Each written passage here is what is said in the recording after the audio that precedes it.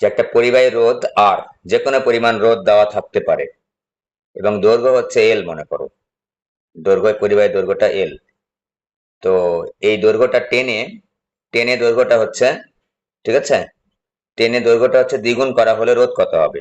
একটা পরিবাহী তোমার সামনে আছে, সেই পরিবাহীর দৈর্ঘ্য হচ্ছে এল, রোধ হচ্ছে আর, টেনে কিন্তু দৈর্ঘ্য দ্বিগুণ করছি আমরা, দৈর্ঘ্য টেনে দ্বিগুণ করছি, তাহলে তার রোধ কত হবে।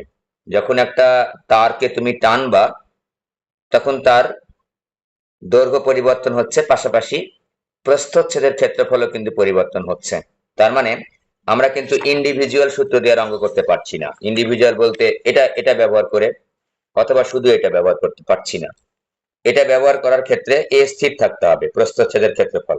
আবার এটা ব্যবহার করার ক্ষেত্রে এলটা কনস্ট্যান্ট থাকতে হবে। তার মানে যখন তোমার এলও তোমার পরিবর্তন হচ্ছে, আবার এও পরিবর্তন হচ্ছে, মানে প্রস্থচ্ছেদের ক্ষেত্রফল এবং দৈর্ঘ্য উভয়ই পরিবর্তন হচ্ছে, তখন কিন্তু আমরা এই সূত্র ব্যবহার করতে পারবো, R is equal to rho L ভাগে।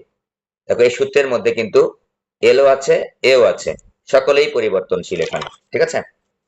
তখন আমি কি করছি, কিন্তু তুমি যখন একটা তার টেনে দ্বিগুণ তিন গুণ চার গুণ যেটাই করো না কেন, তার আয়তনের কিন্তু পরিবর্তন হচ্ছে না। তাহলে আমরা ওই কমন সেন্স থেকে আমরা লিখেছি যে আদি আয়তন ইজ ইকাল টু চূড়ান্ত আয়তন, V1 is equal two V2। আমাদের জানা আছে একটা তারের আয়তন বের করার জন্য কি লাগে, ওই তারের দৈর্ঘ্য লাগে এবং ওই তারের প্রস্থচ্ছেদের ক্ষেত্রফল লাগে। দৈর্ঘ্য কত, আদি অবস্থানে মনে করো দৈর্ঘ্য হচ্ছে ছিল L1, আর প্রস্থচ্ছেদের ক্ষেত্রফল হচ্ছে A1, A2 L2 শেষ অবস্থানে, তারটা যখন আমি টেনে দ্বিগুণ করেছি।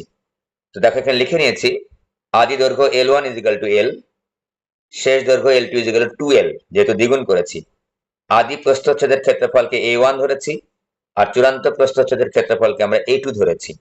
ধরে এখানে দেখো সিম্পল ক্যালকুলেশন করে দেখলাম যখন আমরা তারের দৈর্ঘ্যটাকে দ্বিগুণ করেছি টেনে, তখন তার প্রস্থচ্ছেদের ক্ষেত্রফলটা অর্ধেক হয়ে গেছে, অর্থাৎ A1 is equal two 2A2, অর্ধেক হয়ে গেছে।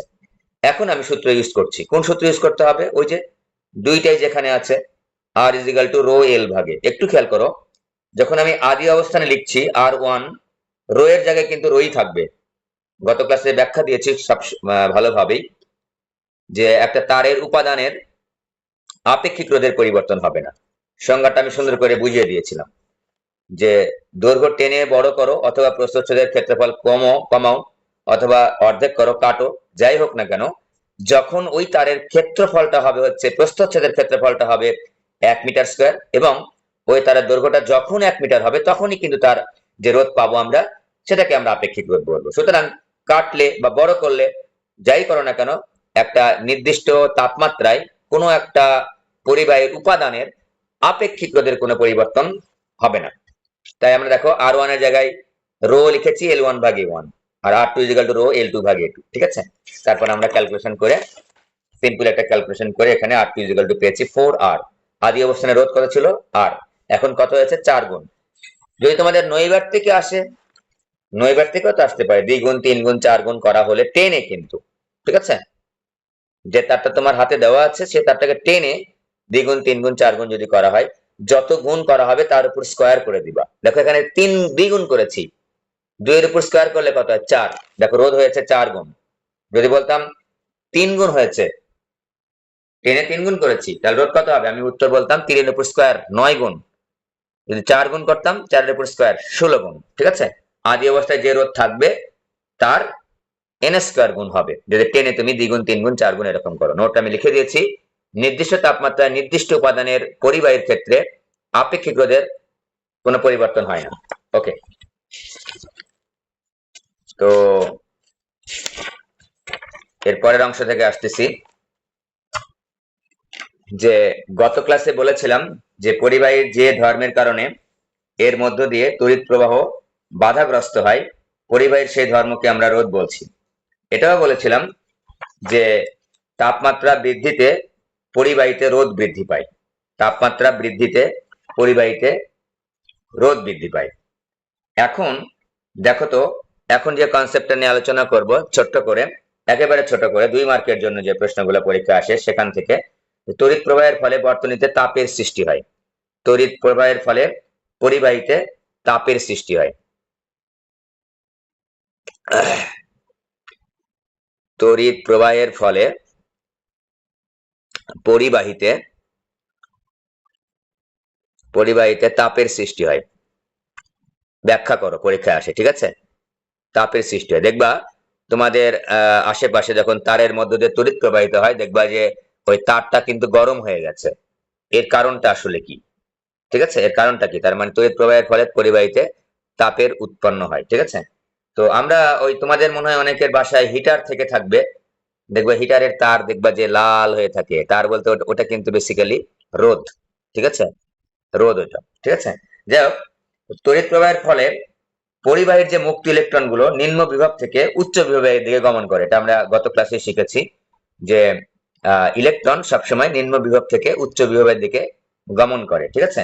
ইলেকট্রন গুলো চলার সময় পরিবাহীর অণু পরমাণুর সাথে সংঘর্ষে লিপ্ত হয়, এটাও আমরা শিখেছি যে একটা তারের মধ্যে দিয়ে যখন আমার ইলেকট্রন যাচ্ছে এক প্রান্ত থেকে আরেক প্রান্তের দিকে আগাচ্ছে, অগ্রসর হচ্ছে, তখন এই তারের মধ্যে তো অসংখ্য অণু পরমাণু আছে, এই অণু পরমাণুর সাথে হচ্ছে সংঘর্ষে লিপ্ত হয়। এই ব্যাখ্যাগুলা নিজের ভাষায় আয়ত্ত করার চেষ্টা করবা। এরকম অসংখ্য ব্যাখ্যা আছে বিভিন্ন চ্যাপ্টারে, বিভিন্ন তত্ত্বীয় ব্যাখ্যা আছে, এগুলো আসলে অতটা মনে থাকবে না, মুখস্থ থাকবে না। তোমাকে কিন্তু নিজের ভাষায় গুছিয়ে গেছে বেসিক আইডিয়া থেকে লিখতে হবে 2 মার্কের প্রশ্নের জন্য, ঠিক আছে? তাহলে পরিবাহীর মধ্য দিয়ে যখন ইলেকট্রন এক প্রান্ত থেকে আরেক প্রান্তে আগানোর চেষ্টা যাচ্ছে, তখন পরিবাহীর মধ্যে যে অণু পরমাণুগুলো আছে তাদের সাথে সংঘর্ষে লিপ্ত হচ্ছে। তো এবং ইলেকট্রন যে বেগে আগাচ্ছে, ঠিক আছে, ইলেকট্রনের তো একটা বেগ আছে, আর ইলেকট্রনের যখন বেগ আছে ওই ইলেকট্রনের কিন্তু গতিশক্তিও আছে, বুঝতে পারছো? ইলেকট্রনের কিন্তু গতিশক্তিও আছে। এই ইলেকট্রনের গতিশক্তিটা পরমাণুতে সঞ্চালিত হচ্ছে, কিন্তু ভালো করে খেয়াল করো, ইলেকট্রন যে বেগে আগাচ্ছে মুক্ত ইলেকট্রন গুলা, তার একটা গতিশক্তি আছে। তো এই ইলেকট্রনের সাথে যখন এই পরিবাহীর মধ্যকার যে অণু পরমাণু গুলো আছে, এই পরমাণুর সঙ্গে যখন সংঘর্ষে লিপ্ত হলো, তখন ওই ইলেকট্রনের গতিশক্তিটা অণু পরমাণুর মধ্যে কিন্তু সঞ্চালিত হলো। এই ইলেকট্রন যেটা মনে করে এই পরমাণুর সঙ্গে ধাক্কা লেগেছে, এখানে একটা পরমাণু আছে, এই পরমাণুর সঙ্গে ধাক্কা যখন লেগেছে, ইলেকট্রনের গতিশক্তিটা এই পরমাণুর তে সঞ্চালিত হয়েছে, মানে এই পরমাণুটা গ্রহণ করেছে। এই ইলেকট্রনের গতিশক্তিটা সঞ্চালিত হয়েছে কার মধ্যে? এই পরিবাহীর পরমাণুর সাথে যে সংঘর্ষ লাগলো সেই পরমাণুর মধ্যে সঞ্চালিত হয়েছে। ফলে পরমাণুর যে শক্তিটা তো ছিল, এই পরমাণুর একটা নিজস্ব শক্তি আছে, লাফালাফি করতেছে, একটু দৌড়াদৌড়ি করতেছে, বা হচ্ছে কাঁপাকাঁপি করতেছে। ওই পরিবাহীর যে পরমাণু গুলো আছে, হ্যাঁ, কাঁপাকাঁপি করছে, রৈখিক গতি বলো, কম্পন গতি বা ঘূর্ণন গতির কারণে। তো এই ইলেকট্রনের গতিশক্তি যখন এই পরমাণুর মধ্যে সঞ্চালিত হলো, হ্যাঁ, তখন এই পরমাণুর গতিশক্তিটা কিন্তু বৃদ্ধি পেল, পরমাণুর গতিশক্তিটা কিন্তু বৃদ্ধি পেল। এই যে বৃদ্ধি পাওয়া গতিশক্তি, এই যে বৃদ্ধি পাওয়া গতিশক্তি তাপ শক্তিতে রূপান্তরিত হয়। এই বৃদ্ধি পাওয়া গতিশক্তি, ইলেকট্রন যে গতিশক্তিটা পরমাণুতে সঞ্চালিত করলো, ফলে ওই পরমাণুর গতিশক্তিটা বৃদ্ধি পেল। এই বৃদ্ধি পাওয়া গতিশক্তিটা আমাদের জানা আছে যে এক প্রকার শক্তি অন্য প্রকার শক্তিতে রূপান্তরিত হতে পারে। এক্ষেত্রে কি হলো, ওই বর্ধিত গতিশক্তি পরমাণুর মধ্যে যেটা আসলো ইলেকট্রন হতে, ওইটা তাপ শক্তিতে রূপান্তরিত হয় এবং এই পরিবাহীর তাপমাত্রা বৃদ্ধি পায়। এটাকে বলা হচ্ছে ইলেকট্রনীয় তত্ত্ব, ইলেকট্রন তত্ত্ব। এটা হচ্ছে ইলেকট্রন তত্ত্ব, খুবই সহজ কথা, ইলেকট্রন তত্ত্ব, ঠিক আছে? বিভিন্ন রকম তত্ত্ব আছে, তার মধ্যে এটা হচ্ছে সবচাইতে গ্রহণযোগ্য তত্ত্ব। এটা ইলেকট্রন তত্ত্ব। কি বললাম? ইলেকট্রন নিম্ন বিভব থেকে ছোট, ওগুলো পরের কথা, মেইন কথাটা বলি। ইলেকট্রনের একটা গতিশক্তি আছে, ইলেকট্রন যখন পরমাণুর সাথে সংঘর্ষে লিপ্ত হয়, ইলেকট্রনের শক্তি পরমাণুতে সঞ্চালিত হয়, ফলে পরমাণু শক্তি বৃদ্ধি পায়, পরমাণুর গতিশক্তি বৃদ্ধি পায়। এই বর্ধিত গতিশক্তি তাপ শক্তিতে রূপান্তরিত হয় এবং পরিবাহকের বা পরিবাহীর তাপমাত্রাটা বৃদ্ধি পায়। ছোট কথা, ঠিক আছে? এইটুক লিখলে আমাদের 2 নম্বর হয়ে যাবে সুন্দর করে। ওকে, তাহলে আমরা এই ব্যাখ্যাটা শিখলাম। তার মানে আমরা এখন বুঝে ফেলেছি যে একটা পরিবাহকের মধ্য দিয়ে ইলেকট্রন প্রবাহিত হচ্ছে বা তড়িৎ প্রবাহিত হচ্ছে, ফলে পরিবাহকের তাপমাত্রা বৃদ্ধি পাচ্ছে। এই যে তাপমাত্রা বৃদ্ধি পাচ্ছে, কি পরিমাণ তাপমাত্রা বৃদ্ধি পাচ্ছে, এইটা বিষয়ে জুলের 3টা সূত্র আছে। এবার আমরা জুলের সূত্র নিয়ে কথা বলবো, ঠিক আছে? জুলের সূত্র নিয়ে কথা বলবো যে তড়িৎ প্রবাহের ফলে, পরিবাহকের মধ্য দিয়ে তড়িৎ প্রবাহের ফলে তাপ উৎপন্ন হয়। খুবই সহজ, ঠিক আছে? জুলের সূত্র, পরিবাহকের মধ্য দিয়ে যে তাপ উৎপন্ন হয়, সেই উৎপন্ন তাপ বিষয়ক জুলের সূত্রাবলী। জুলের সূত্রাবলী কিরকম?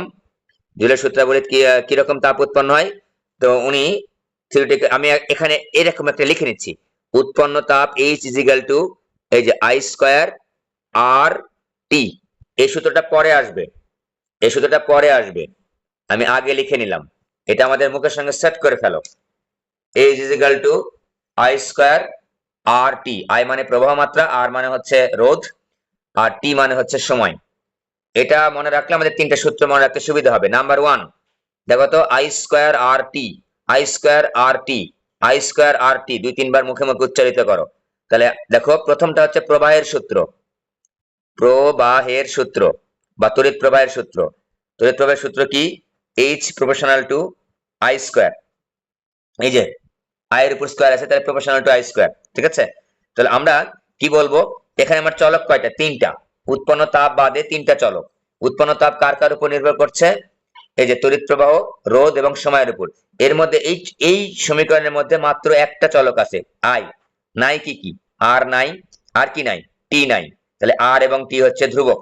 যেগুলো সমীকরণের মধ্যে নাই সেগুলোকে আমরা ধ্রুবক বলবো। এখন আমি কি বলবো, এই সূত্রটাকে মনে করে পরীক্ষায় আসছে যে জুলের প্রবাহের সূত্রটি ব্যাখ্যা করো। 2 মার্কের জন্য আসছে অথবা 1 মার্কের জন্য আসছে। 1 মার্কের জন্য আসলে শুধুমাত্র কথাটা বলবো, 2 মার্কের জন্য আসলে এই গণিতটা আমরা সাথে সাথে এক্সপ্লেইন করব ছোট করে। তা লিখবো যে পরিবাহী রোধ এবং সময় ধ্রুবক থাকলে, সময় ধ্রুব থাকলে, ধ্রুব কথার অর্থ হচ্ছে পরিবর্তনশীল না, ঠিক আছে, বা অপরিবর্তনীয়, যে কোনো ভাবে বলতে পারো। যে পরিবাহী রোধ এবং সময় অপরিবর্তিত থাকলে তড়িৎ প্রবাহের ফলে উৎপন্ন তাপ, তড়িৎ প্রবাহের ফলে উদ্ভূত তাপ, উৎপন্ন বা উদ্ভূত তাপ কার সমানুপাতিক? প্রবাহ মাত্রার বা তড়িৎ প্রবাহের বর্গের সমানুপাতিক। তড়িৎ প্রবাহের বর্গের সমানুপাতিক, ঠিক আছে? তারপর আমরা ইলাবোরেশন করব যে আর এবং টি ধ্রুব থাকলে তড়িৎ প্রবাহের ফলে উৎপন্ন তাপ H is equal two H proportional to I square. Elaboration কিভাবে করব আমি শিখিয়েছি, এই যে K I স্কয়ার বা H ভাগ I square is equal two হচ্ছে K। তারপর কি লিখবা? H1 ভাগ I1 square is equal two H2 ভাগ I2 square is equal two dot dot Hn ভাগ হচ্ছে IN square is equal two হচ্ছে ধ্রুবক হচ্ছে K, ঠিক আছে?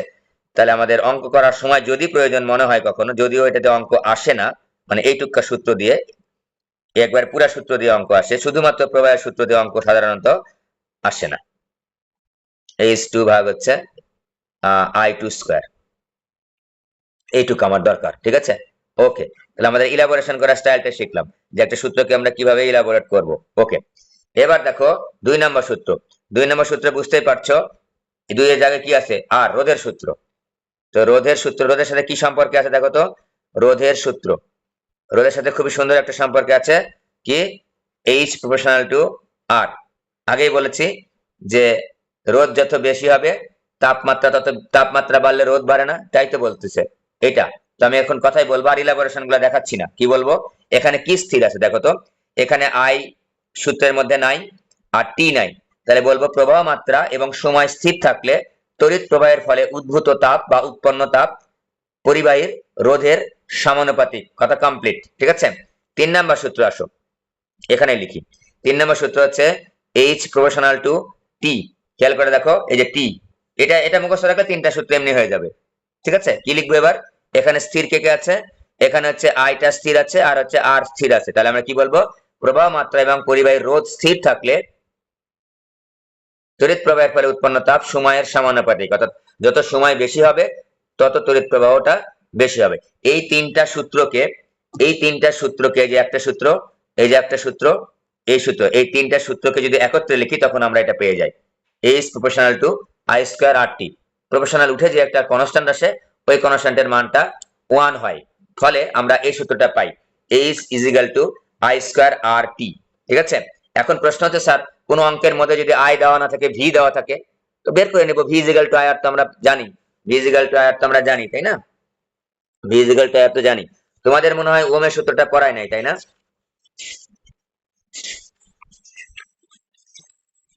পড়ায় নাই। এবার আসো ওহমের সূত্র, এই ওহমের সূত্র পড়াইছিলাম আগের দিনে না?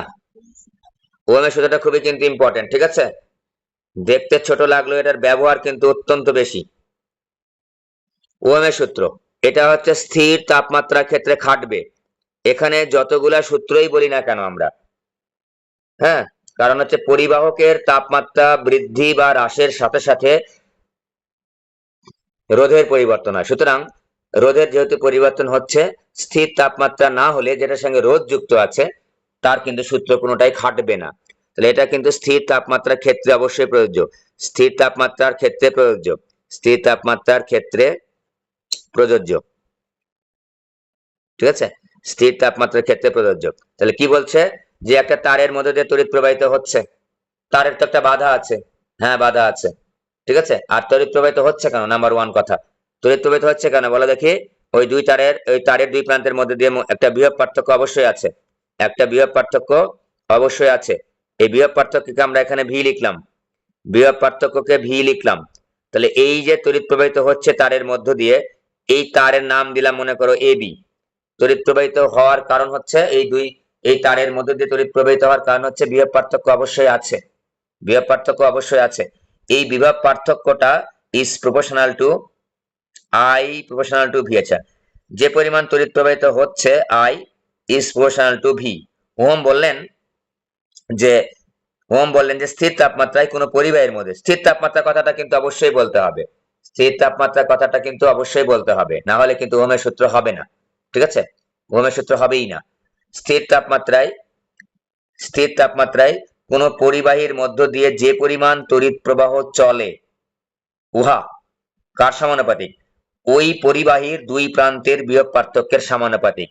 ওহমের সূত্র সূত্র আকারে পরীক্ষায় আর আসবে না তোমাদের, 9-10 আসতো, ঠিক আছে, কিন্তু আমাকে ভালোভাবে বুঝতে হবে কিন্তু, যে পরিমাণ তড়িৎ প্রবাহ কোনো পরিবাহীর মধ্য দিয়ে চলছে, এই তড়িৎ প্রবাহটা কার সমানুপাতিক? যে পরিবাহকের মধ্য দিয়ে চলছে সেই পরিবাহকের দুই প্রান্তের বিভব পার্থক্যের সমানুপাতিক।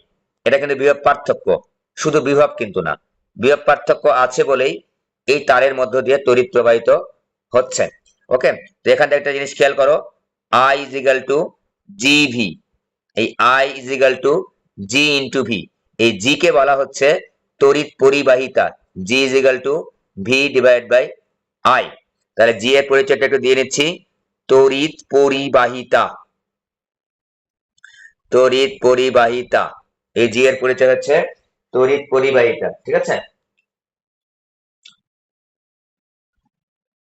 ওকে, এখন খেয়াল করে দেখো এই জি এর সংজ্ঞাটা দিব, খুবই মজার একটা সংজ্ঞা, এটার সাথে আমি রোধকে একটু রিলেট করব। ঠিক আছে, তো জি ইজ ইকুয়াল টু, তাহলে আমি দেখো তো জি ইজ ইকুয়াল টু ভি ভাগ, এখানে একটা এককটা লিখে নিই, জি এর একক হচ্ছে, খেয়াল করে দেখো যে এখানে আছে ভোল্ট, এখানে আছে অ্যাম্পিয়ার, ভোল্ট পার অ্যাম্পিয়ার। এই ভোল্ট পার অ্যাম্পিয়ার কে অবলিক দিয়ে লিখলাম সিমেন্স বলা হয়, সিমেন্স। তাহলে আমি যদি বলি যে তড়িৎ পরিবাহিতার একক কত, এটা পরীক্ষায় কিন্তু আসে নৈর্ব্যক্তিক আকারে, সিমেন্স। সিমেন্সের সমতুল্য রাশি কি? ভোল্ট পার অ্যাম্পিয়ার, ভোল্ট পার অ্যাম্পিয়ার। ঠিক আছে, আমরা যেহেতু ফিজিক্স পড়ছি, প্রত্যেকটা জিনিসের মধ্যে যেটার মধ্যে গণিত আছে, সেই গণিতটা দিয়ে ওইটাকে মনে রাখার চেষ্টা করব, কারণ গণিত দিয়ে ব্যাখ্যা করা খুবই সহজ। ঠিক আছে, গণিত দিয়ে ব্যাখ্যা করার যেখানে সুযোগ আছে সেখানে আমরা গণিত দিয়ে ব্যাখ্যা করব, গণিত দিয়ে মনে রাখবো। I is equal to GV, G is equal to V ভাগ I। এবার দেখো I এর মান মনে করো হচ্ছে, এই ভুল করলাম নাকি, এখানে মনে হয় G is equal to I ভাগ V, সরি I ভাগ V, এখানে তাহলে উল্টা পাল্টা হয়ে গেছে। তাহলে একক হচ্ছে I ভাগ V, হ্যাঁ, অ্যাম্পিয়ার পার হচ্ছে ভোল্ট, অ্যাম্পিয়ার পার ভোল্ট, এই অ্যাম্পিয়ার পার ভোল্টকে বলা হচ্ছে সিমেন্স। আচ্ছা, সিমেন্সটা ঠিক ছিল, অ্যাম্পিয়ার পার ভোল্ট কিনতে হবে। ওকে, অ্যাম্পিয়ার পার ভোল্ট। তাহলে দেখো খেয়াল করে যে এবার আমরা একটু সংজ্ঞাটা দিচ্ছি, জি এর সংজ্ঞাটা দিচ্ছি। এটা একটু এটা একটু না পড়লে আমাদের জিনিসটা ক্লিয়ার হবে না। সংজ্ঞা দেখো তো, ভি এর মান যদি আমি 1 ভোল্ট ধরি, ভি এর মান ধরলাম 1 ভোল্ট, তাহলে আমি কি পাচ্ছি, জি ইজ ইকুয়াল টু আই পাচ্ছি। তাহলে ভি এর মান যদি 1 ভোল্ট হয়, আমি যদি একটা তার দাগাই, একটা পরিবাহী তার দাগালাম মনে করো, হ্যাঁ, এটা দুই প্রান্তের বিভব পার্থক্য মনে করো হচ্ছে 1 ভোল্ট, 1 ভোল্ট। তো একটা তারের দুই প্রান্তের বিভব পার্থক্য 1 ভোল্ট হলে তার মধ্যে দিয়ে তড়িৎ প্রবাহ চলবে কি চলবে না? অবশ্যই তড়িৎ প্রবাহ চলবে। কেন? তো তড়িৎ প্রবাহ চলবে, একটু বিভব পার্থক্য থাকলেই কিন্তু তড়িৎ প্রবাহ চলবে, তাই না? এখানে যদি আমার তড়িৎ প্রবাহ 1 ভোল্ট বিভব পার্থক্য আছে এই তারের, তাহলে এই তারের মধ্য দিয়ে যে পরিমাণ তড়িৎ প্রবাহিত হবে, হ্যাঁ, এই তারের মধ্য দিয়ে যে পরিমাণ তড়িৎ প্রবাহিত হবে সেই তড়িৎ প্রবাহটাকেই বলতেছি আমরা জি। দেখো তো, তাই বলে তো যে V is equal two 1 volt হলে আমরা পাচ্ছি জি ইজ ইকুয়াল টু আই। তার মানে আমি এখান থেকে কিন্তু সংজ্ঞা সুন্দরভাবে বলতে পারতেছি। তাহলে কোন পরিবাহীর দুই প্রান্তের বিভব পার্থক্য 1 ভোল্ট হলে ওই পরিবাহীর মধ্য দিয়ে যে পরিমাণ তড়িৎ প্রবাহিত হয় তাকে ওই পরিবাহীর তড়িৎ পরিবাহিতা বলে। খুবই সহজ কথা কিন্তু, পরিবাহীর দুই প্রান্তের বিভব পার্থক্য 1 ভোল্ট হলে ওই পরিবাহীর মধ্য দিয়ে যে পরিমাণ তড়িৎ প্রবাহ চলে তাকে ওই পরিবাহীর তড়িৎ পরিবাহিতা বলে। তাহলে এখন প্রশ্ন হচ্ছে, এইটা দ্বারা আমরা বুঝতে পারি কোন পরিবাহীর তড়িৎ প্রবাহ তড়িৎ প্রবাহিত করার ক্ষমতাটা কিরকম। দেখো, এখন আমি বললাম আমি দুইটা তার দাগালাম, আমি দুইটা তার দাগাচ্ছি, দুইটা তার দাগালাম মনে করো, ঠিক আছে? এই যে একটা তার, এটা একটা তার, আর একটা তার দাগাই, আমরা র্যান্ডমলি দুটো তার দাগালাম। এটার ভোল্ট হচ্ছে, বিভব পার্থক্য হচ্ছে 1 ভোল্ট, এটার দুই প্রান্তের বিভব পার্থক্য হচ্ছে 1 ভোল্ট। মনে করো এটার মধ্যে দিয়ে তড়িৎ যাচ্ছে হচ্ছে 20 অ্যাম্পিয়ার, এটার মধ্যে মনে করো তড়িৎ যাচ্ছে হচ্ছে 10 অ্যাম্পিয়ার। এই বোঝানোর জন্য বলছি, কিন্তু 1 ভোল্ট বিভব পার্থক্য হলে এত পরিমাণ তড়িৎ প্রবাহিত আসলে হয় না। জাস্ট উদাহরণ দিচ্ছি হচ্ছে বোঝানোর জন্য। তাহলে আমি যদি বলি এটা 1 নাম্বার তার, এটা মনে করো 2 নাম্বার তার, 1 নাম্বার তারের দুই প্রান্তের বিভব পার্থক্য 1 ভোল্ট হলে ওই তারের মধ্য দিয়ে 10 অ্যাম্পিয়ার কারেন্ট প্রবাহিত হয়। তার মানে এই তারের তড়িৎ পরিবাহিতা কত? 10 ভোল্ট, 10 অ্যাম্পিয়ার পার ভোল্ট, মানে প্রতি ভোল্টে 10 অ্যাম্পিয়ার করে তড়িৎ প্রবাহিত করতে পারে এই তার। এবার যদি তোমাকে বলি যে এই তারটার ঘটনা কি, এই ঘটনা, এই দুই প্রান্তের বিভব পার্থক্য হচ্ছে 1 ভোল্ট, যদি এই তারের দুই প্রান্তের বিভব পার্থক্য 1 ভোল্ট হয়, তাহলে দেখলাম যে এই তারটার মধ্য দিয়ে তড়িৎ প্রবাহিত হয় হচ্ছে 20 অ্যাম্পিয়ার। তোমাকে যদি এখন ছোট্ট করে প্রশ্ন করি যে কার, এটারও দুই প্রান্তের বিভব পার্থক্য 1 ভোল্ট, এই তারেরও দুই প্রান্তের বিভব পার্থক্য 1 ভোল্ট। এখন যদি তোমাকে প্রশ্ন করা হয় যে কোন তারের বাধা বেশি, বলো তো একজন, কোন তারের বাধা বেশি? 1 নাম্বার তারের বাধা বেশি। ভেরি সিম্পল কথা, কারণ আমার এখানেও বিভব পার্থক্য 1, এখানেও বিভব পার্থক্য 1। বিভব পার্থক্য মানে একটা শক্তি, বিভব পার্থক্য বলতে আমরা শক্তি চিন্তা করব, ঠিক আছে? ওই যে এই এই শক্তি দিয়ে আমি 10 অ্যাম্পিয়ার তড়িৎ প্রবাহিত করতে পারলে 1 নম্বর তার, আর 2 নম্বর তার হচ্ছে 20 অ্যাম্পিয়ার তড়িৎ প্রবাহিত করতে হবে। তার মানে কি এর বাধা বেশি। দেখো তো, এখন তোমাকে এখন আরেকটা প্রশ্ন করব যে কার তড়িৎ পরিবাহিতা বেশি? এ 20 অ্যাম্পিয়ার তড়িৎ প্রবাহিত করতে পেরেছে, এ মাত্র 10 অ্যাম্পিয়ার তড়িৎ প্রবাহিত করতে পেরেছে। তার মানে কি এই 2 নাম্বার তারের তড়িৎ পরিবাহিতা বেশি, 1 নাম্বার তারের তড়িৎ পরিবাহিতা কম। আবার উল্টা করে বলি, 1 নাম্বার তারের তড়িৎ পরিবাহিতা কম কিন্তু বাধা কিন্তু আবার বেশি। বাধা বেশি মানে কি? রোধ বেশি। তার মানে কি আমরা বলতে পারছি না যার তড়িৎ পরিবাহিতা কম তার রোধের পরিমাণ কিন্তু, তার বাধার পরিমাণ কিন্তু বেশি। তাহলে এই যে কথাটা বলছি যে রোধ এবং হচ্ছে তড়িৎ পরিবাহিতার মধ্যে একটা কি সম্পর্ক? উল্টা সম্পর্ক। যার বাধা দেওয়ার ক্ষমতা বেশি তার তড়িৎ পরিবাহিতা কম। দেখো তড়িৎ পরিবাহিতা কেন কম? কারণ বাধা দেওয়ার পরিমাণ বেশি এই তারের, যার কারণে এই তারটা মাত্র 10 অ্যাম্পিয়ার তড়িৎ প্রবাহিত করতে পারতেছে 1 ভোল্ট বিভব পার্থক্যে। এখানে দেখো বাধার পরিমাণটা কম, তাই এই তারটার তড়িৎ পরিবাহিতা বেশি, এই বেশি পরিমাণ তড়িৎকে প্রবাহিত করতে পারতেছে। আমরা কি এখন বলতে পারি না জি এবং আর উল্টা রাশি? হ্যাঁ বলতে পারি, জি এবং আর তড়িৎ পরিবাহিতা এবং রোধ হচ্ছে বিপরীত রাশি, বিপ্রতীপ রাশি। এই কারণে ছোট ক্লাসে হয়তো টিচাররা ব্যাখ্যা দিয়েছে কিনা জানি না, দেয় না হয়তো বা। বেসিক্যালি আমরা তখন লিখেছিলাম, দেখো এ পাশে কি লিখছি, জি ইজ ইকাল টু আই ভাগ V, G is equal to I ভাগ ভি। তো আই ভাগ ভি, তো এখানে জি এর জায়গায় তখন 1/r লিখে আমরা ছোট্ট করে কিছু না বলেই কিন্তু শিখে ফেলি যে হচ্ছে V is equal to I R. Basically বিষয়টা এভাবে কিন্তু আসে, জি কে যে আমি 1/r দ্বারা রিপ্রেজেন্ট করলাম, তার তো একটা ব্যাখ্যা থাকতে হবে, যে জি ইজ ইকাল টু, আমি 1/r না লিখে তো অন্য কিছু লিখতে পারি, কেনই আমি আর লিখলাম? কারণ তড়িৎ পরিবাহিতা এবং রোধের মধ্যে, বাধার মধ্যে সম্পর্কটা হচ্ছে উল্টা। এই জন্য আমরা জি এর পরিবর্তে 1/r লিখি এবং শেষমেশ আমরা ওহমের সূত্রের এই রূপটা পাই, V is equal to I R. তাহলে পরিবাহীর যে ধর্মের কারণে, তাহলে এই জি থেকে কিন্তু দেখো এই জি এর সাথে ব্যাখ্যা করে আমি যে আর লিখলাম, এর কারণেই কিন্তু আর এর সম্পর্কটা কিন্তু এরকম হলো। আর এখন আমি কিন্তু এখন বলতে পারতেছি সঙ্গে সঙ্গে কিন্তু আমার সঙ্গতিপূর্ণ হয়ে যাচ্ছে, যে পরিবাহীর যে ধর্মের কারণে এর মধ্য দিয়ে তড়িৎ প্রবাহ বাধাগ্রস্ত হয়, পরিবাহীর সেই ধর্মকে বলা হচ্ছে রোধ। V is equal to I R, most popular এবং ইম্পর্টেন্ট একটা সূত্র তড়িৎ বিজ্ঞানে, তড়িৎ বিজ্ঞানের একটা মোস্ট ইম্পর্টেন্ট সূত্র। খেয়াল করো, আমরা এখন এখানে একটা ছোট্ট করে বর্তনী দেখাচ্ছি, সরি একটা এরকম দেখাচ্ছি, সিম্বলাইজ করছি। এর মধ্য দিয়ে মনে করো আই পরিমাণ তড়িৎ প্রবাহ যাচ্ছে, এই তারের একটা তো বাধা আছে, এই বাধাটাকে আমরা এই সিম্বল দ্বারা প্রকাশ করি, রোধ চিহ্ন দ্বারা প্রকাশ করি। এবং যেহেতু বাধা আছে, এই বাধা অতিক্রম করতে শক্তি লাগবে না? হ্যাঁ, বাধা অতিক্রম করতে শক্তি লাগবে, সেই শক্তিটার নামই তো ভি। এই ভি দেয়তে এই যে তড়িৎটা প্রবাহিত করতেছি এক পাশ থেকে আর এক পাশে, শক্তি প্রদান করেছি না, তার নাম কি? তড়িৎ চালক শক্তি। এই যে তড়িৎ চালক শক্তি, ঠিক আছে? ওকে, তাহলে এইটা কি লিখবো আমরা? V is equal to I R লিখি এখান থেকে। এবার যদি মনে করেন না স্যার আমি এখানে এত সহজ করে লিখবো না, আমি একটু সিম্বল গুলো উল্টা পাল্টা যদি থাকে, তখন কি আমি সূত্র মুখস্থ করেছি V is equal to I R, কথাটার অর্থ কি দেখো তো। আমি বললাম যে রোধের দুই প্রান্তের বিভব পার্থক্য তুমি নির্ণয় করবা, যে রোধের দুই প্রান্তের বিভব পার্থক্য নির্ণয় করবা, সে রোধের নাম কি? আর সেই রোধের দুই প্রান্তের বিভব পার্থক্যের নাম কি? ভি। দেখো ওই রোধ নিয়ে কিন্তু কথা বলতে হবে, ওই রোধের মধ্য দিয়ে কি পরিমাণ তড়িৎ প্রবাহিত হচ্ছে, আই, এই যে আই। দেখো V is equal to I লেখার কিন্তু সিস্টেম আছে, প্রশ্ন করবা লিখবা, যে রোধের দুই প্রান্তের বিভব পার্থক্য বের করতে চাচ্ছি, সেই বিভব পার্থক্যের নাম কি? ভি। সেই রোধের মধ্য দিয়ে কি পরিমাণ কারেন্ট যাচ্ছে, সেই রোধের, যে রোধের দুই প্রান্তের বিভব পার্থক্য তুমি এখানে লিখেছো আই, আর ওই রোধের নাম কি? আর। আমি যেখানে লিখলাম R8 লিখলাম, এর মধ্যে কারেন্ট গেলাম হচ্ছে I1, আর এই দুই প্রান্তের বিভব পার্থক্যের নাম লিখলাম হচ্ছে V5। হ্যাঁ, লিখতেই পারি, সিম্বল কখন কিভাবে আসবে তা তো বলা যাবে না।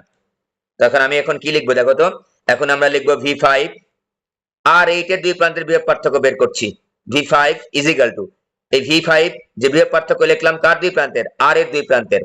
তো ওই R এর মধ্যে দিয়ে কি পরিমাণ কারেন্ট যাচ্ছে? I1 পরিমাণ কারেন্ট যাচ্ছে, আর ওই রোধের নাম কি? R8। তাহলে আমরা ওহমের সূত্র লিখতে যেন কোথাও ভুল না হয়, নিজে নিজে প্রশ্ন করবা এবং নিজে নিজে উত্তর খুঁজে ওখানে লিখে ফেলবা, কোন রোধ, ওই রোধের দুই প্রান্তের বিভব পার্থক্য কি, এবং ওই রোধের মধ্যে দিয়ে কি পরিমাণ তড়িৎ প্রবাহিত হচ্ছে। তাহলে ওহমের সূত্র কিন্তু আমাদের ভুল হওয়ার কথা না, ঠিক আছে? ওকে, এখন এখন হচ্ছে রোধের সমন্বয় একটু দেখবো আমরা। রোধের সমন্বয় দেখলে আমাদের সার্কিট অ্যানালাইসিস আমাদের একটাও আটকাবে না। রোধের শ্রেণী এবং যদি আমরা সমান্তরাল সমবায় দেখি, তাহলে আমাদের কিছুই আর আটকাবে না, আমরা সার্কিট অ্যানালাইসিস মোটামুটি ভালোভাবেই করতে পারবো।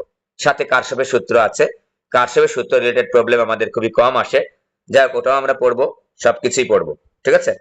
ওকে, এখন আমরা হচ্ছে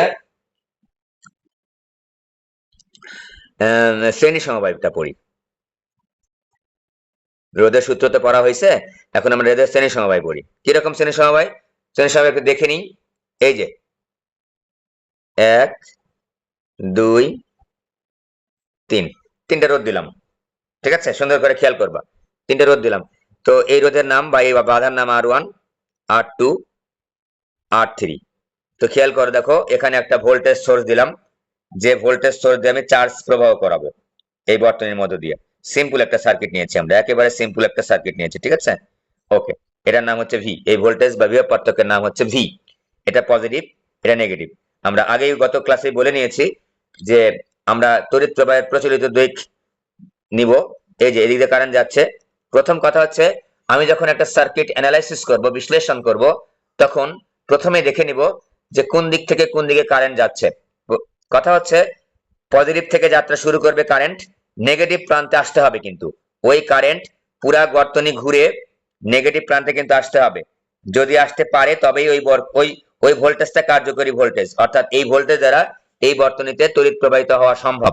যদি এখানে পজিটিভ থেকে যাত্রা শুরু করে নেগেটিভ প্রান্তে আসার কোনো রাস্তাঘাট নাই বা কোনো কারণে আসতে পারে নাই, লাইন তার ছিঁড়া, যে কারণেই হোক না কেন, তাহলে ওই ভোল্টেজ অকার্যকর ভোল্টেজ, অর্থাৎ ওই ভোল্টেজ দ্বারা এই বর্তনীতে কোনো তড়িৎ প্রবাহিত প্রবাহ আমরা পাবো না। ওকে, দেখো প্রথমে আমরা তড়িৎ প্রবাহের দিকটা দেখিয়েছি, এই যে দিকটা দেখিয়েছি।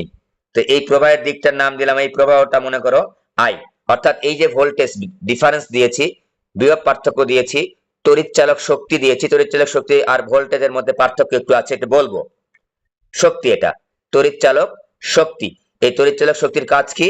এখান থেকে চার্জকে এই ঘুরায়া ঘুরায়া ঘুরায়া এপাশে আনা, এখান থেকে ঘুরায় ঘুরে পুরো বর্তনী ঘুরায় এই পাশে আনা, এটা হচ্ছে কাজ। ঠিক আছে, তো এই কাজটা দেখো তো, প্রথমে আমরা দেখলাম যে এদিক দিয়ে যাচ্ছে যাচ্ছে যাচ্ছে, রাস্তা কিন্তু একটাই, তড়িৎ প্রবাহিত হওয়ার রাস্তা একটাই। তাহলে আমরা কি কমেন্ট করতে পারি না? হ্যাঁ পারি, যে কি কমেন্ট করতে পারি, যে শ্রেণী সমবায়ে প্রত্যেকটা রোধের মধ্য দিয়ে একই পরিমাণ তড়িৎ প্রবাহিত হচ্ছে। যে কটা রোধ শ্রেণী সমবায়ে যুক্ত আছে সে কটা রোধের মধ্য দিয়ে একই পরিমাণ তড়িৎ প্রবাহিত হচ্ছে, অর্থাৎ এই ভোল্টেজ সোর্স যে পরিমাণ তড়িৎ সৃষ্টি করেছে চার্জ প্রবাহের মাধ্যমে, এই তড়িৎটা, এই যেখানে তিনটা রোধ শ্রেণী সমবায়ে যুক্ত আছে, তিনটা রোধের মধ্য দিয়েই তড়িৎ প্রবাহিত হচ্ছে একই পরিমাণ। এবার খেয়াল করো, দেখো তো, এইটা রোধ আলাদা, এইটা রোধ আলাদা, এটা রোধ আলাদা, এবং দুইটা প্রান্ত কিন্তু আলাদা। প্রান্তগুলো একটু লিখে নিলাম, এই যে। তাহলে এইখানে দেখো তো, এই শক্তিটা দিয়েছি, এই শক্তির কিছু অংশ এই রোধকে অতিক্রম করতে সাহায্য করছে, খরচ হচ্ছে, এই যে এটার নাম দিলাম V1। আবার কিছু অংশ এটার দুই প্রান্ত, এটা V2, এটার নাম দিলাম হচ্ছে V3।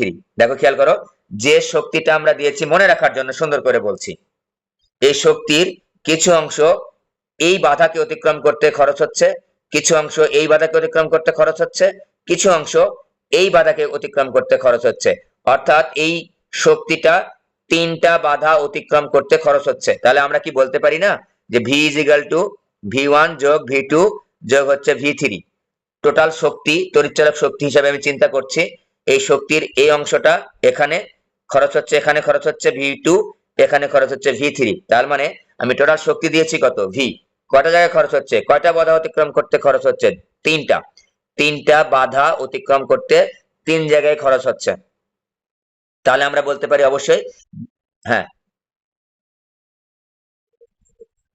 না সমান ভাবে না, এটার বাধা এটার বাধা তো সমান না। এটার রোধের নাম হচ্ছে R1, এটার রোধের নাম R2, এটার রোধের নাম R3। তার মানে কি, তার মানে হচ্ছে এইটার বাধা একরকম না, এটার বাধাও একরকম না, এটার বাধা একরকম না। যদি এই তিনটা রোধ সমান সমান সমান সমান হতো, তাহলে একই পরিমাণ শক্তি খরচ হতো বাধা অতিক্রম করতে। তিনটা তো R1 R2 R3 বলেছি আমি, তার মানে কি, তিনটা সিম্বল বোঝাচ্ছে তিন ধরনের বাধা, তো তিন ধরনের বাধা অতিক্রম করতে তিন ধরনের শক্তি খরচ হবে। এজন্য V1 V2 V3 এই ক্ষেত্রে সমান না। যদি R1 R2 R3 সমান হতো, তাহলে কিন্তু V1 V2 V3 সমান সমান মান হতো। বুঝতে পেরেছো? এখন খেয়াল করো, মাত্র ওহমের সূত্র লিখে আসছি। আমি সার্কিট অ্যানালাইসিস করতে সব সময় শুধুমাত্র ওহমের সূত্র লিখবো, ওহমের সূত্র আমার লাগবেই। এখন আমি তোমাকে যদি বলি যে এটার মধ্যে দিয়ে কি পরিমাণ তড়িৎ প্রবাহিত হচ্ছে, পুরা R1 এর মধ্যে দিয়ে I, R2 এর মধ্যে I, R3 এর মধ্যে I, আমি দেখো তো, আমি এখানে গোল চিহ্ন দিলাম। R1 এর ক্ষেত্রে, R1 রোধের ক্ষেত্রে, এই দুটা জিনিস আমি একটু সুন্দর করে পড়াবো, যেন তোমাদের অনেকগুলো সার্কিট তোমরা নিজেরা অ্যানালাইসিস করতে পারবো। আমি করাবো 5টা, তোমরা করবা 25টা। R1 রোধের ক্ষেত্রে দেখো তো, লিখবো ওহমের সূত্র লিখবো, R1 রোধের দুই প্রান্তের বিভব পার্থক্যের নাম কি, V1। R1 এর দুই প্রান্তের বিভব পার্থক্যের নাম হচ্ছে V1 ইজিক্যাল টু লিখবো, I লিখবো। এবার R1 এর মধ্যে দিয়ে কি পরিমাণ কারেন্ট যাচ্ছে, I পরিমাণ, I লিখলাম। আর রোধের নাম কি, R1, এই যে R1 লেখা কমপ্লিট। এবার লিখলাম যে R2 রোধের ক্ষেত্রে দেখো, তোমরা নিজেরাই পারবা, একেবারে তোমাদের কাছে এখন সহজ মনে হচ্ছে, যে R2 রোধের ক্ষেত্রে কি লিখবো, যে R2 রোধের দুই প্রান্তের বিভব পার্থক্যের নাম কি দিয়েছি, R2 দিয়েছি, V2 দিয়েছি, V2 লিখলাম। এই যে R2 এর মধ্য দিয়ে কি পরিমাণ কারেন্ট যাচ্ছে? I এর পরিবর্তন কিন্তু হচ্ছে না, শ্রেণী সমবায় আছে। এবং এই রোধের নাম কি? R2। সিমিলারলি যদি বলি R3 এর ক্ষেত্রে ঠিক আছে, তখন আমরা লিখবো হচ্ছে V3 IR3। তাহলে এখন দেখো, শ্রেণী সমবায়ের ক্ষেত্রে যদি তোমার কখনো কোনো একটা রোধের দুই প্রান্তের বিভব পার্থক্য বের করতে বলে, তোমার কিন্তু আর ভুল হবে না, নিজে নিজে প্রশ্ন করবা আর লিখবা সুন্দর করে। এটা কিন্তু ভেতর থেকে কিন্তু পরীক্ষায় আসবে। ঠিক আছে, তো আমি এখন লিখছি V IR1 যোগ IR2 যোগ হচ্ছে IR3, সমীকরণ নাম্বার দিয়ে দিলাম। এখন তোমাকে বলা হলো যে না, যে তিনটা রোধ ব্যবহার করব না, আমি একটা রোধ ব্যবহার করব।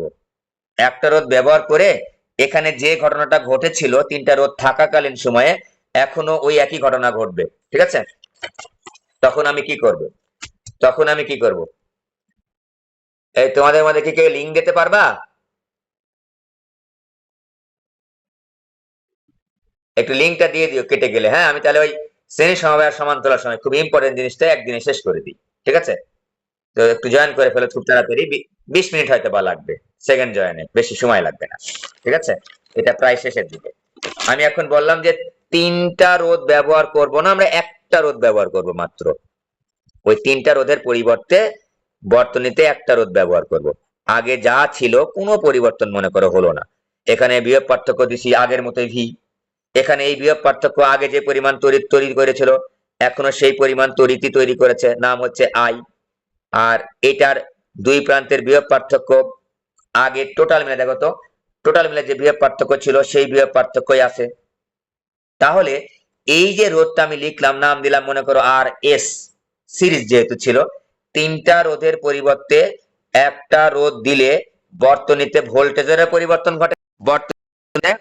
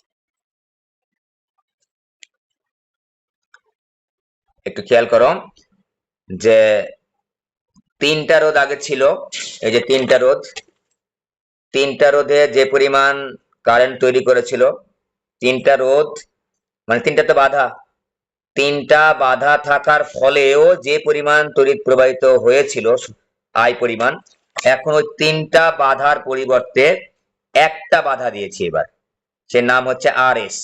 এই RS বাধা দেওয়ার ফলে তিনটার পরিবর্তে RS দিলাম, তারপরও ওই একই পরিমাণ কারেন্ট কিন্তু প্রবাহিত হচ্ছে এই বর্তনীতে। তার মানে কি আমরা এখন বলতে পারি, কি বলতে পারি, যে ওই তিনটা রোধের সমতুল্য রোধ বা ওই তিনটা বাধার সমতুল্য বাধা হচ্ছে এইটা। কারণ আগে যে ভোল্টেজটা ছিল এখনো সেই ভোল্টেজটাই দিয়েছি আমরা। তাহলে বাধা আগে যেরকম ছিল তিনটা মিলে, এখন এই একাই সে কিন্তু বাধাটা দিচ্ছে। তার মানে কিন্তু এখন আমরা অবশ্যই বলতে পারছি যে এই রোধটা ওই তিনটা রোধের সমতুল্য রোধ। এই বাধাটা ওই তিনটা বাধার সমতুল্য বাধা। ওই তিনটা মিলে যে পরিমাণ বাধা দিয়েছিল, এখন এই একটা রোধ মিলে সেই পরিমাণ বাধা দিয়েছে। কারণটা হচ্ছে আগে যে পরিমাণ তড়িৎ প্রবাহিত হলো বর্তনীতে, এখনো ঠিক সেম পরিমাণে বর্তনীতে তড়িৎ প্রবাহিত হচ্ছে। তাহলে এই রোধটাকে আমরা বলবো ওই তিনটা রোধের সমতুল্য রোধ। তোমাদের পরীক্ষায় প্রশ্ন আসে রোধ 1 মার্কের জন্য, তুল্য রোধের সংজ্ঞা লিখো। আমরা বলবো যে দুই বা ততোধিক রোধের পরিবর্তে কোনো বর্তনীতে একটি মাত্র রোধ ব্যবহার করলে যদি বর্তনীর প্রবাহ মাত্রার কোনো পরিবর্তন না হয় তাহলে ওই রোধটিকে রোধগুলির তুল্য রোধ বলে। ঠিক আছে, রোধগুলির তুল্য রোধ বলে। এখন যদি তোমাকে বলি যে এই বর্তনীতে ওহমের সূত্র ব্যবহার করো তো, ওহমের সূত্র অনুসারে এই বর্তনীতে ওহমের সূত্র ব্যবহার করব। এই বর্তনী যদি আমি ওহমের সূত্র ব্যবহার করি, দেখো তো এই যে আর এস ভোল্টেজের নাম কি, এখানে একটা জিনিস খেয়াল করো তো, এই যে ভোল্টেজটা আগে দিয়েছিলাম ব্যাটারি কোষের সমন্বয়, এই যে শক্তিটা এখন কয়টা বাধা অতিক্রম করতে খরচ হচ্ছে? একটাই। তার মানে আমরা কি বলতে পারি না যে এই ভি আর এই ভি সমান, এই বলতে পারি কি পারি না? কারণ এই ভি এর টোটালটাই এই একটা বাধা অতিক্রম করতে খরচ হচ্ছে। সুতরাং এই ভি আর এই আর এস এর দুই প্রান্তের ভি কিন্তু একই, কোনো ডাউট নাই কিন্তু, কারণ আমার এখন একটা বাধা অতিক্রম করতেই এই টোটাল শক্তিটা খরচ হচ্ছে। তাহলে এই ভি এবং এই ভিটা কিন্তু একই। তাহলে আর এস এর দুই প্রান্তের বিভব পার্থক্য কত? ভি ইজিক্যাল টু এরই মধ্যে কি পরিমাণ কারেন্ট যাচ্ছে? আই পরিমাণ কারেন্ট যাচ্ছে। রোধের নাম কি? R S. তাহলে V is equal to R S লিখলাম আমরা। তো এই ভি ইজিক্যাল টু আর আই আর এস এখানে বসায় দাও, এক নম্বরে বসায় দাও। ঠিক আছে, এক নম্বর যদি আমরা বসিয়ে দিই তাহলে আমরা পাচ্ছি I into R S is equal to I R one যোগ আই আর টু যোগ হচ্ছে আই আর থ্রি। যেখান থেকে যদি আমরা আই আর এস তো রাখলামই, আইটা যদি কমন নিই, আর ওয়ান আর টু আর থ্রি, তাহলে আমরা পেলাম বাম পক্ষ এবং ডান পক্ষ থেকে আর কে যদি আই কে যদি ক্যান্সেল করে ফেলি, আর S is equal to R one R two যোগ হচ্ছে আর থ্রি। এটাই আমাদের শ্রেণী সমবায়ে তুল্য রোধের সমীকরণ সূত্র। ঠিক আছে, শ্রেণী সমবায়ে তুল্য রোধের হচ্ছে সূত্র হচ্ছে এইটা। খেয়াল করো, খুবই সিম্পল। আমরা যে প্রবলেম গুলা ভেতর থেকে শিখলাম, কি শিখেছি? Just V is equal to I R এর ব্যবহার করা শিখেছি। সার্কিট অ্যানালাইসিস করতে এইটাই লাগবে খালি, সব জায়গায় খালি ভি ইজিক্যাল টু আই আর বসাবো, সব জায়গায় ভি ইজিক্যাল টু আই আর বসাবো। ভি ইজিক্যাল টু আই আর বসানোটা যদি সঠিক হয় তাহলেই তুমি সার্কিট অ্যানালাইসিস করতে পারবা মোটামুটি। ঠিক আছে, ওকে। তো এখন খেয়াল করো যে আমরা যদি এখন তোমাকে বলি যে তুল্য রোধ বা তুল্য বাধা শ্রেণী সমবায় বৃদ্ধি পায় না কমে যায়? বৃদ্ধি পায়। দেখো আর ওয়ান যোগ আর টু যোগ হচ্ছে আর থ্রি, তিনটা রোধকে আমরা শ্রেণী সমবায় যুক্ত করেছিলাম। এর টোটাল বাধা কত হচ্ছে, তুল্য বাধা কত হচ্ছে, যোগ করলে যেটা পাচ্ছি সেটা হচ্ছে। তার মানে আমাদের যদি কখনো প্রয়োজন পড়ে, ভালো করে খেয়াল করো, আমাদের কোনো সার্কিট অ্যানালাইসিস করতে বা কোনো প্রশ্নের সমাধান করতে যে যদি প্রয়োজন পড়ে রোধকে বাড়ানোর, তখন আমরা শ্রেণীতে যুক্ত করব। রোধ বাড়ানোর দরকার হলে আমরা শ্রেণীতে যুক্ত করব। ঠিক আছে, রোধ যখন আমাদের বাড়ানোর দরকার হবে বর্তনীতে, তখন আমরা শ্রেণীতে কিছু পরিমাণ রোধ যুক্ত করব। এই কমন সেন্স কিন্তু আমাদের অঙ্ক প্রবলেম গুলো সলভ করতে কিন্তু লাগবে। ওকে, এইটা গেল। তাহলে রোধের তুল্য রোধ এটা। তাহলে আমাদের তিনটা রোধ, চারটা রোধ, পাঁচটা রোধ, যতগুলা রোধই শ্রেণী সমবায়ে যুক্ত থাকুক না কেন, সবগুলা রোধের যদি মান যোগ করে দিই তাহলেই আমরা তুল্য রোধটা পেয়ে যাব। ঠিক আছে, তুল্য রোধের সূত্র তো আমরা সকলে জানি, মুখস্থ জানি, কিন্তু বেসিক কথাটা হচ্ছে ভেতরে কিভাবে আমি এই ভোল্টেজ গুলা বের করলাম, এটা গুরুত্বপূর্ণ কিন্তু। অর্থাৎ ওহমের সূত্রটা আমি কিভাবে ব্যবহার করলাম, আমি উদাহরণ পরে দিচ্ছি। এবার আসো সমান্তরাল সমবায়ে তুল্য রোধ। সমান্তরাল সমবায়, সমান্তরাল সমবায়, আচ্ছা যেটা বলতে চাচ্ছিলাম সেটা একটু বলে নিই। শ্রেণী সমবায় কিভাবে বুঝবো? দেখো তো, এটা প্রথম রোধ মনে করো, এটা দ্বিতীয় রোধ মনে করো, এটা তৃতীয় রোধ মনে করো। তো বাম দিক থেকে যাত্রা শুরু যদি করি আমি, এটাকে 1 নম্বর প্রান্ত, এটা 2 নম্বর প্রান্ত, এটার ক্ষেত্রে এটা 1 নম্বর প্রান্ত, 2 নম্বর প্রান্ত।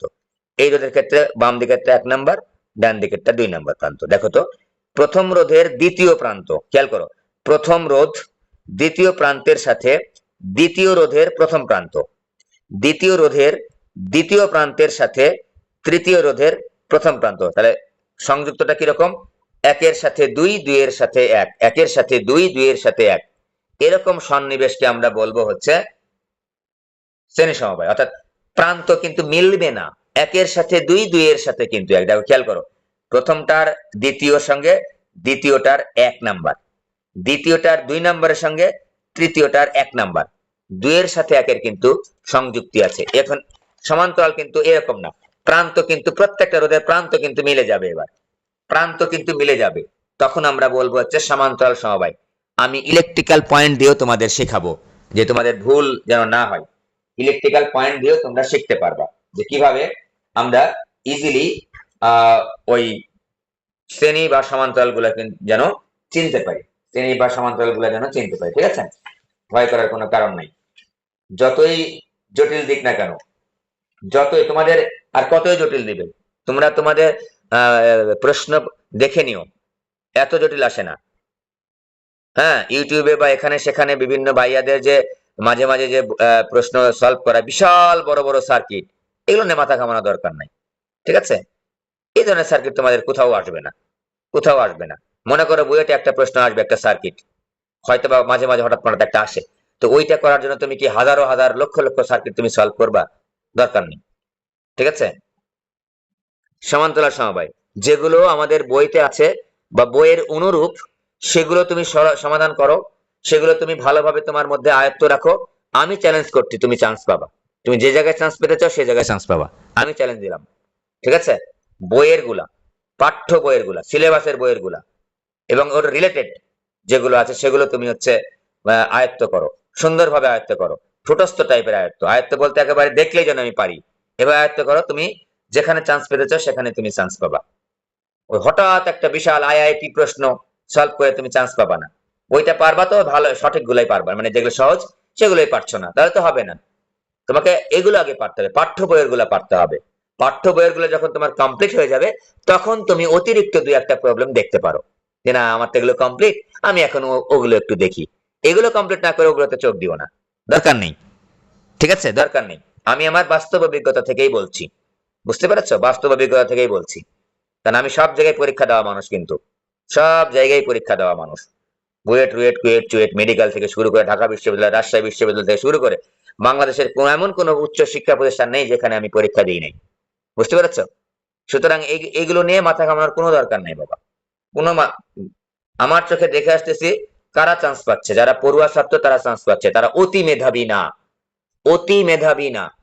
ঠিক আছে, তোমাকে ধৈর্যশীল হয়ে সুন্দরভাবে স্টাডি করতে হবে, একই জিনিস বারবার করতে হবে, যারা তোমার মধ্যে এমন ভাবে আয়ত্ত হয়ে যায় যাতে তুমি অতি অল্প সময়ে অ্যান্সার গুলো করতে পারো।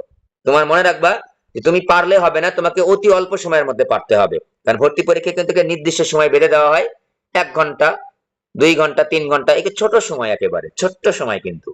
এবং এত পরিমাণ প্রশ্ন থাকে, যে বেশি অ্যান্সার করতে পারে সঠিকভাবে তাই কিন্তু চান্স পায়। ঠিক আছে, বইটা 600 মার্কের পরীক্ষায় প্রশ্ন আসে, 600 কেউ পায়? পায় না। 600 কেউ পায়? পায় না, তাই না? সুতরাং আবার দেখবো মেডিকেলের প্রশ্ন তুমি অ্যানালাইসিস করে দেখবা, বিভিন্ন সালের প্রশ্ন অ্যানালাইসিস করে দেখবা, বইয়ের বাইরে কিচ্ছু নাই। ফিজিক্স 20-এ 20টাই পাবা, কেমিস্ট্রি 20টার মধ্যে 20-25টার মধ্যে 25টাই কমন পাবা। তাহলে বই থেকে তোমাকে যদি বইয়ের গুলা যদি তুমি না পারো তাহলে কিন্তু চান্স হবে না, মাথায় যেন থাকে। বাইরে উঠকো একটা পরীক্ষা আসছে মনে করো, একেবারে উঠকো, পারছো না, একেবারে খুবই কঠিন, ওটা কেউ পারে না, ওইটা কেউ পারে না, হয়তো 2-1 জন পারে। তাই সিট সংখ্যা তো আর 2-1টা না, অসংখ্য সিট আছে, 1200-1400 বুয়েটে সিট আছে, মেডিকেলে 6000-7000 সিট আছে। তোমার ওই কঠিনটাই পারা লাগবে কেন? সঠিক গুলা বইয়ের গুলা, পাঠ্য বইয়ের গুলা ভালোভাবে আয়ত্ত করো আগে, তাহলে দেখবা যে তোমার কাছে সবকিছু ইজি হয়ে যাচ্ছে, তোমার কনফিডেন্স লেভেল বেড়ে যাবে, তুমি সব জায়গায় চান্স পাবা, সব জায়গায় চান্স পাবা। সমান্তরাল সময় দেখো চিনার উপায় কি? 3টা দাগায় আগে, 1 2, ফাঁক ফাঁক করে দাগাই, 2 3, 3-এ দাগালাম, দেখো 3টা আমি রোদ দাগালাম। ঠিক আছে, 3টা রোদ দাগালাম, 3টা রোদকে যুক্ত করলাম এই একই তার দ্বারা। এই যে এই তার দিয়ে এখানে এসছে, মনে করো এটা এ প্রান্ত, এ তার মনে করো বি প্রান্ত। খেয়াল করো, এটার নাম দাও R1, এটার নাম দাও R2, এটার নাম দাও হচ্ছে R3। খেয়াল করো যে R1 রোধের একটা প্রান্ত, এটাকে মনে মনে 1 নম্বর প্রান্ত ধরো, 2 নম্বর প্রান্ত ধরো, বাম পাশেরটা আমরা সাধারণত 1 ধরি, 1 2 1 2। ঠিক আছে, প্রথম রোধের 1, দ্বিতীয় রোধের 1, তৃতীয় রোধের 1, এই তিনটাই কিন্তু এ বিন্দুতে যুক্ত। খেয়াল করে দেখো, প্রথম দ্বিতীয় এবং তৃতীয় রোধের প্রত্যেকটা প্রথম প্রান্ত এ বিন্দুতে যুক্ত। আবার দেখো, প্রথম দ্বিতীয় তৃতীয় 3টা রোধেরই দ্বিতীয় প্রান্তটা বি প্রান্তের সাথে যুক্ত, এ ধরনের সমবায়কে আমরা বলবো সমান্তরাল সমবায়। বুঝতে পারছো? এই যে ইলেকট্রিক্যাল পয়েন্ট, ওটা কতদূর পর্যন্ত যায়? ইলেকট্রিক্যাল পয়েন্ট মনে আছে? ইলেকট্রিক্যাল পয়েন্ট হচ্ছে যতক্ষণ পর্যন্ত বাধা পাবে না ততক্ষণ পর্যন্ত চলে যাবে, ঠিক আছে? তাহলে এটা বাধা নাই, কতদূর পর্যন্ত যাবে? আমরা অবশ্যই এটাকে এই পয়েন্টটা, এই পয়েন্টটা আর এই পয়েন্টটা, এই পয়েন্টটা, এই পয়েন্টটা সব একই পয়েন্ট। আবার এই পয়েন্টটা দেখো বাধা নাই। বাধা বলতে কিন্তু রোধ শুধু না, যে কোনো ইলেকট্রিক্যাল ইকুইপমেন্ট, যে কোনো ইকুইপমেন্ট হতে পারে, যতক্ষণ পর্যন্ত পাচ্ছ না ততক্ষণ পর্যন্ত বাধা নাই। মানে কি?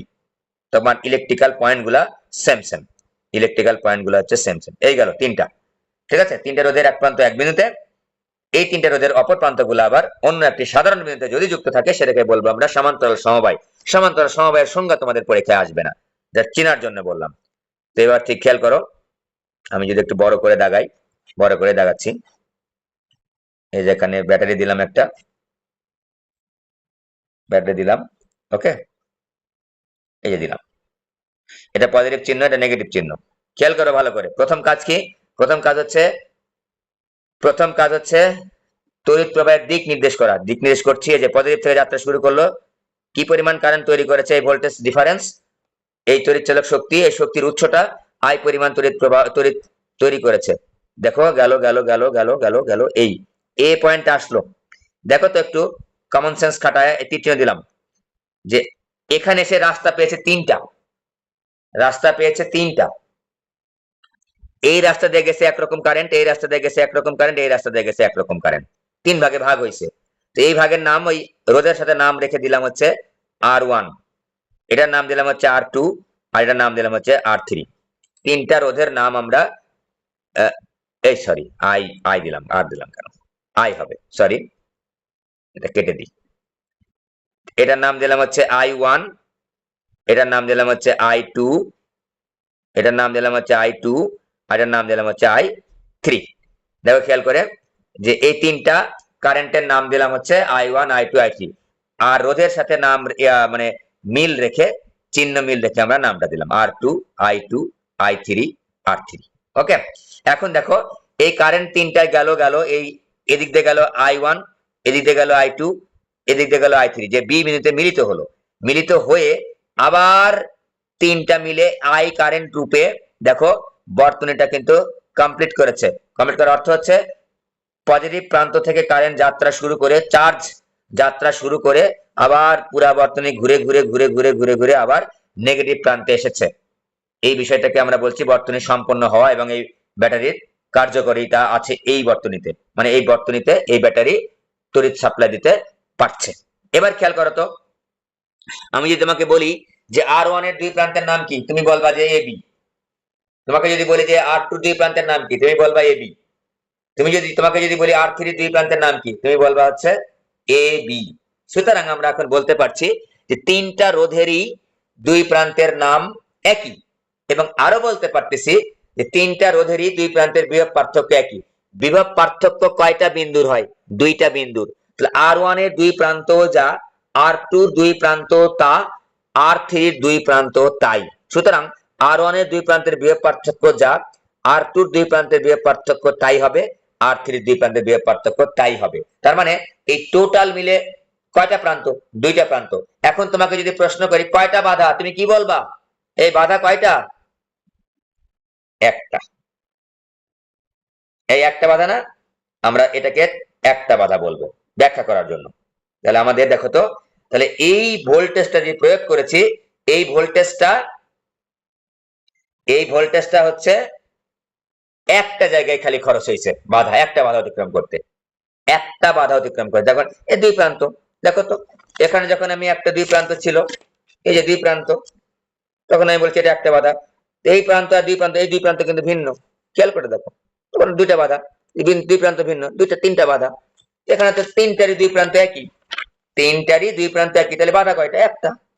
বাধা হচ্ছে আমার একটা। এই বাধা অতিক্রম করতে খরচ হচ্ছে আমার এই ভোল্টেজটা। তাহলে আমি কি বলতে পারি না, VAB = V। তাই বলতে পারি না যে এই দুই প্রান্তের বিভব পার্থক্য এবং এই ভিটা একই হবে। কারণটা হচ্ছে যে এই তিনটারই দুই প্রান্ত একই, এবং এরই মধ্যে কিন্তু আর অন্য কোনো বাধা নাই। এই এই যে AB বাদে এবি বাদে আর অন্য কোনো বাধা কিন্তু কোনো জায়গায় নাই, তাই এই ভোল্টেজটা সম্পূর্ণটাই এই বাধা অতিক্রম করতে খরচ হচ্ছে, অন্য জায়গায় তো আর দেওয়ার জায়গা নাই তো আর। ওকে, আমি এখন বলছি, দেখো খেয়াল করো তো, এখানে যে আই পরিমাণ কারেন্ট আসলো, এই আই পরিমাণ কারেন্ট এসে 3 ভাগে ভাগ হয়েছে। এই দেখো, I is equal two I1 I2 যোগ হচ্ছে I3। একটু খেয়াল করি তো, এখানে যখন আমি সমান্তরাল সমবায় স্টাডি করছি, তখন তিনটা রোধেরই, যে তিনটা রোধ সমান্তরাল সমবায়ে যুক্ত, সেই তিনটা রোধেরই দুই প্রান্ত কিন্তু একই, তার মানে দুই প্রান্তের বিভব পার্থক্য কিন্তু একই, কিন্তু তিনটা রোধের মধ্য দিয়ে ভিন্ন ভিন্ন তড়িৎ প্রবাহিত হয়েছে। তাহলে কি আমরা কমেন্ট করতে পারি না যে সমান্তরাল সমবায়ে দুই প্রান্তের বিভব পার্থক্য একই থাকে, কিন্তু বিভিন্ন রোধের মধ্য দিয়ে ভিন্ন ভিন্ন তড়িৎ প্রবাহিত হয়? শ্রেণী সমবায়ের উল্টা। শ্রেণী সমবায় কি ছিল, যে তড়িৎ প্রবাহিত একই হয় কিন্তু বিভব পার্থক্য ভিন্ন। এখানে কি হয়, বিভব পার্থক্য একই কিন্তু তড়িৎ প্রবাহ ভিন্ন ভিন্ন হয়। এবার তোমাদের একে একে বলবো। আমি R1 নিয়ে কথা বলবো, প্রথমে R1 নিয়ে কথা বলবো। R1 নিয়ে যদি কথা বলি, ওহমের সূত্র যদি খাটাতে চাই, দেখি বলতে পারি কিনা, বলতো। R1 এর ক্ষেত্রে যদি আমি রোধের ওহমের সূত্র খাটাতে চাই, কি লিখতে হবে? ভি অফ এবি লিখতে হবে না? V of A B equal to কি লিখবা?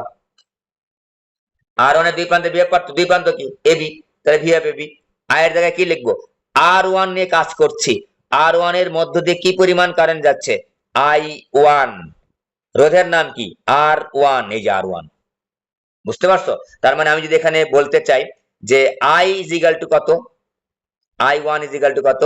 V of A B divide by হচ্ছে R1। এবার সিমিলারলি যদি আমি R2 নিয়ে কাজ করতে চাই, ওহমের সূত্রের ক্ষেত্রে R2 খাটাতে চাই, কি হবে বলতো দেখি? I2 is equal to, V এর জায়গায় কি লিখবে এবার? দেখো, R2 দুই প্রান্ত মানে কি এবি, তার মানে ভি অফ এবি। R2 দুই প্রান্তে বিভব পার্থক্য হচ্ছে ভি অফ এবি। এবার যদি বলি রোধের নাম কি? R2 লিখলাম। এবার যদি 3 নাম্বারটা লিখি, এবার R3 নিয়ে যদি কথা বলি, R3 দুই প্রান্তের বিভব পার্থক্যের নাম কি? এবি। তাহলে আমি কি লিখবো?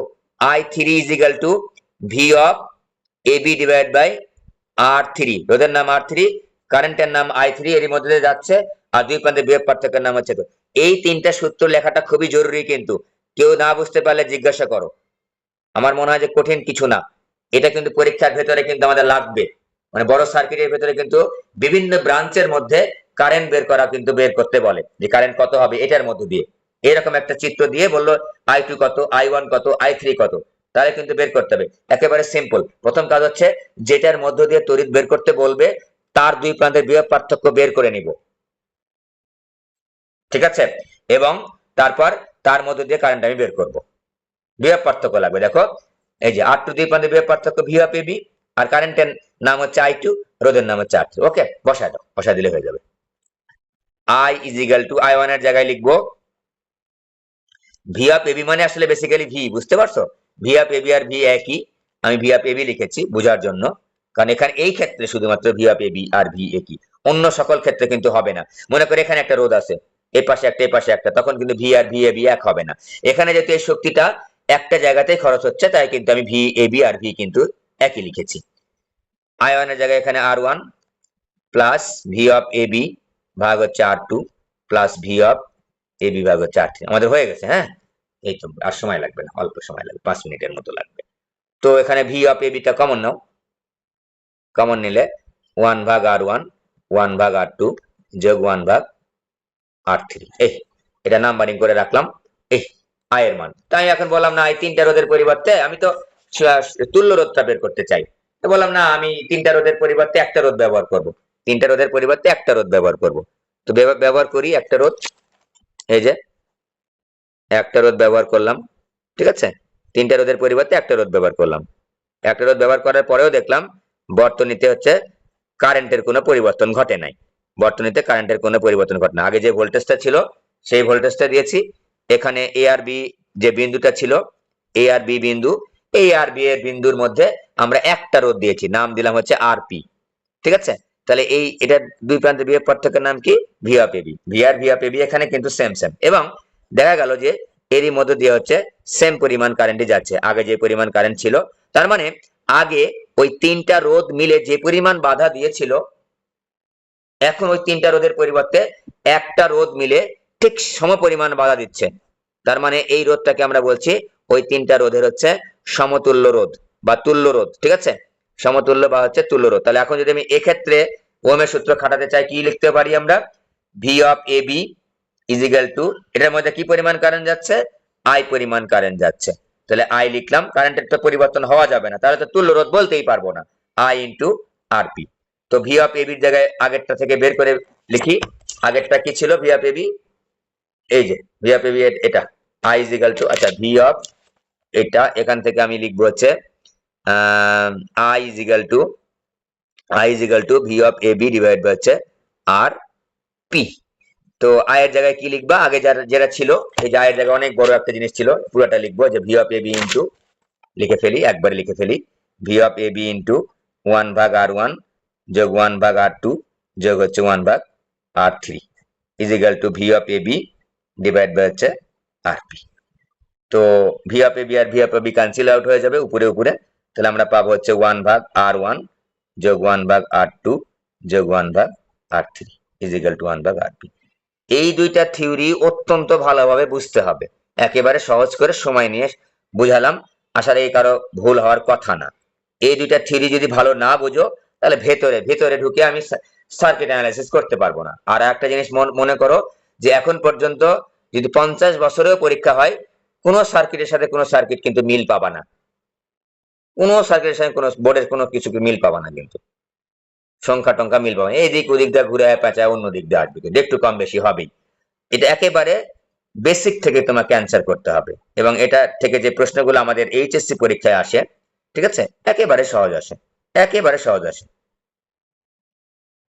যতগুলো থাকবে ততগুলো আমরা লিখে ফেলবো, যতগুলো থাকবে ততগুলো আমরা লিখে ফেলবো। ওকে, এই গেল আমাদের সমান্তরাল সময়। আমি যদি একটা উদাহরণ দিই, একটা ছোট করে উদাহরণ দিব, 3, 6, 9, 3, 6, 9, যে একটা রোধ আছে, তিনটা যুক্ত আছে, দেখো যেই 2, 3, বুঝতেই পারছি যেখানে শ্রেণী সমবায় যুক্ত আছে। বললাম যে এই তিনটা রোধের তুল্য রোধ কত?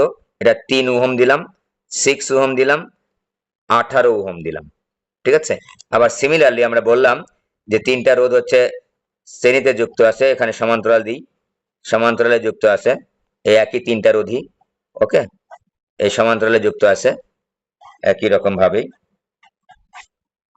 তো তুল্যরোধটা একটু বলে নিব, যে এটা তো বুঝতেই পারছো, আর এস ইজ ইকুয়াল টু 3 যোগ 6 যোগ 18, 18 আর 6 24 আর 3 27।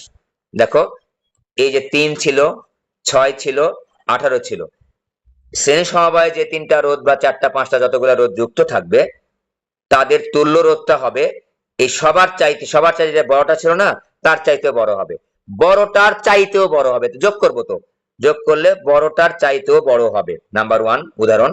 2 নাম্বার, দেখো এটা আমাদের লাগে কমন সেন্স গুলো দিয়ে আমরা কিন্তু অনেক ওই নৈর্ব্যক্তিক গুলো শর্টলি কিন্তু অ্যান্সার করতে পারি।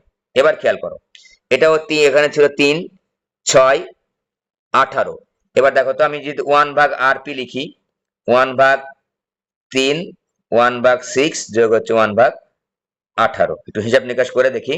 1/rp ইজ ইকুয়াল টু, যদি 18 লসাগু করি, 6 যোগ 3 যোগ হচ্ছে 1 ইজ ইকুয়াল টু 10 এর 18, অতএব rp is equal two 18/10, 1.8 ohm. খেয়াল করবো, এটা খেয়াল করার জন্য উদাহরণটা দিয়েছি, অঙ্ক করানোর জন্য না, অঙ্ক তো আমরা পারি, এটা ছোট্ট অঙ্ক।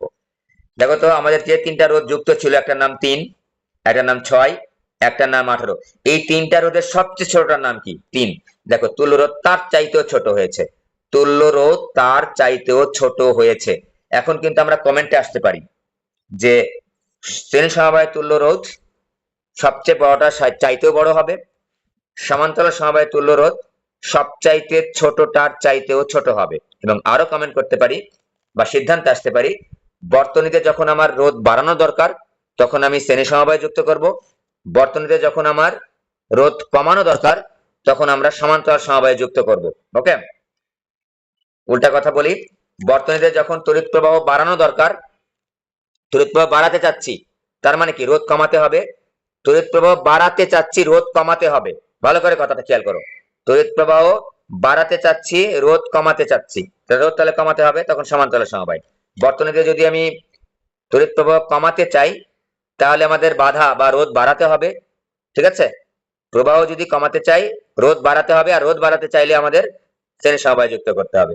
রোধ এবং কারেন্ট পরস্পরের বিপরীত, একটা বাড়লে আর একটা কমে যায়। রোধ যত বাড়বে তড়িৎ তত কমবে, রোধ যত কমবে তড়িৎ তত বাড়বে। তাহলে এটা ইকুইভ্যালেন্ট বা সমতুল্য রোধ যেহেতু কমে যাচ্ছে, তার মানে সমান্তরাল সমবায়ে অধিক তড়িৎ প্রবাহ পাবো আমরা, আর শ্রেণী সমবায়ে আমরা কম্পারেটিভলি এটার তুলনায় কম তড়িৎ প্রবাহ পাবো।